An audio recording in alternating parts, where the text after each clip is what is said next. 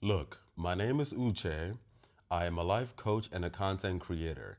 And even though I am not a queer content creator per se, simply because I got way more important things to talk about, like philosophy, than be talking about who's fucking and sucking who, I would never stop reminding you people on here that I am a homosexual man. The actual truth is that I'm not even attracted to most people, period. But that word homosexual, that's the one that triggers you people. So thank you. But I will never stop bringing up my sexuality. Why is that, you may ask? For my people. Those nobodies and rejects that y'all expect to crawl somewhere and shrivel in shame, my people. Yes, God Almighty has blessed me with the ability to see things from a much deeper perspective, hence why, through God Almighty who strengthens me, I do a good job breaking things down. I am also very much aware of my privileges, including the fact that I left Nigeria at a really young age and moved to America to be able to acquire an accent that is relatively marketable, and apparently a voice na we thank God. But do not get it twisted. There are versions of myself that are less privileged out there. Who do they have? When I think about a version of myself that never left Aba, imagine a kid, boy or girl, that was born in a low-income family somewhere in Aba, who didn't get the privilege to go to a private school, didn't get the privilege to get a visa to go to America, didn't get the privilege to go to a good school to learn,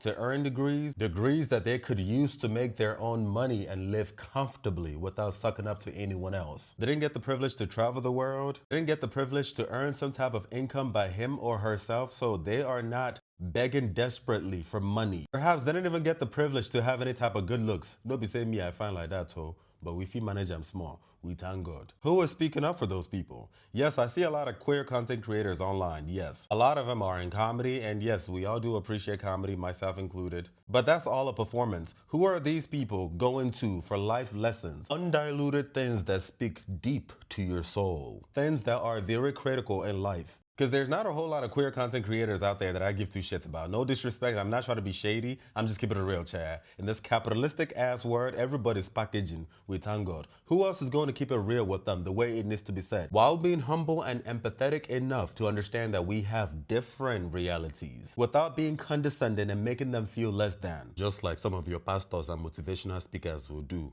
We thank God. While maintaining boundaries though, it's already hard enough that a lot of us have to navigate this white supremacist world, being black, on top of that you're African, then you're immigrant, and then on top of that you're a queer person. And God forbid you know fine or get money.